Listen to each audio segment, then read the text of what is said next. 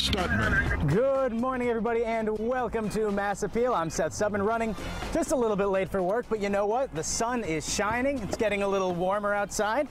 And you might be wondering why I'm outside or why I'm by myself. It's because Ashley is off today. Don't you worry, she'll be here tomorrow. But today, it's chilly, and that means our cars are chilly too, and that could mean big bucks later on. So I'm going to invite my first guest in. He's Eddie Mal from Eddie Mal Brothers Auto Body. Thank you so much for joining us today, Eddie. Why is it that in the wintertime our cars can really rack up some damage? Well, most common problem, and it's either happened to either you or your individual or friends. You're going to get in it one morning and it just isn't going to start. People ask, well, why all of a sudden it's not starting when yesterday it did start or whatever. Battery is the most common issue for people's cars not to start in the wintertime. It's basically a chemical reaction or a wet cell. It is subject to temperature changes. As the temperature drops, the efficiency of the battery starts to fail, or lower. So if you have a car that has a battery like 4, 5, or 6 years old, or was marginal, on a cold morning, you're not going to start out of it, or it'll barely turn over. So you're going to need to get someone to jump it for you, and you need to keep your car started. You can't have dormant cars, especially in the winter, right? Wintertime, letting them sit for a while. People don't understand that with all these computer systems on it, it's drawing current all the time. And if you let a car sit for any long period of time, it is prone to either being difficult to start or possibly might not start. And you can, on some cars, get down to just a matter of a few weeks or a month, and that battery's going to be dead. So Eddie, let's pop the hood. Let's show everybody at home how they can save some money and maybe avoid some damage when wintertime comes. So what are we going to look at first? We have the battery here. All right, batteries are normally an issue. Basically, fluids should always be checked periodically under maintenance schedule or whatever, so it's not something that is out of the ordinary for the winter time. We do run into problems where you're now using your wipers more than you were before. In the summertime, the wipers are just pushing water. Now we're talking an abrasive, sand, salt. All right, and sometimes a lot of weight too, and you can see them struggle trying to move the weight. Right, so that area for snow should be cleared out.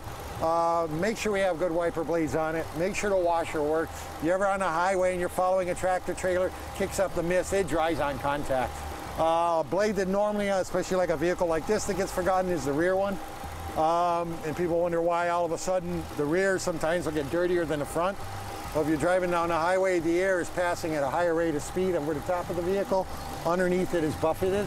So as it clears underneath the car, it's going to roll right back to that back window. So that's why sometimes the front of your car might be clean, but the backside is so dirty. You need visibility is critical. You need that back window. Exactly. Also, make sure that has a washer back there. Make sure that washer's working also. And speaking of washer, you need the washer fluid. So it's important to constantly check your fluids in the wintertime. Talk about some fluids that we might see when we lift up our hood.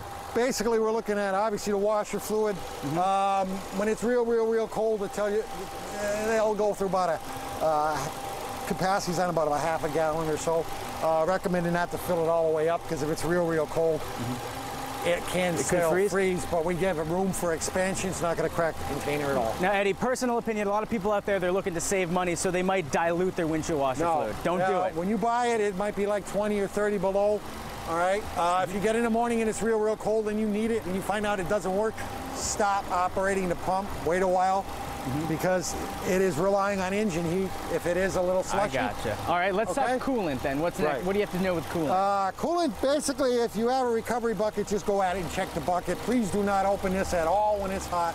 Wait till the car's 100% cool. It is something that you can visually check. It's going to have a full line, full range, or hot or cold anywhere in that area where we find it's an expansion tank. So it doesn't read a dead full level.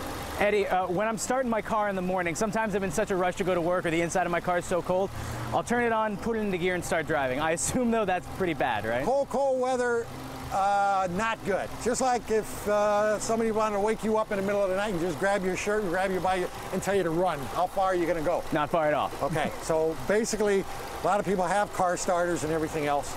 If you don't, and you're still in your rush to go to work, let the car sit there and run a little bit.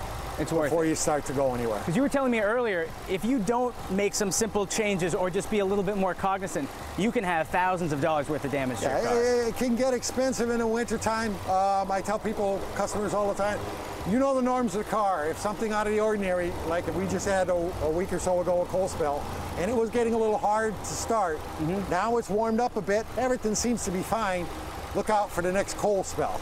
I mean, it's bringing issues to the front, and you should be able to have it checked. Now, Eddie, one of the things that people aren't really car people, one of the only things they know about a car is every once in a while they take it in to get your oil changed. Right. Does that change in the winter? You need to get it done more often, less often? You might want to if you, the oil is very, very thick when it's cold.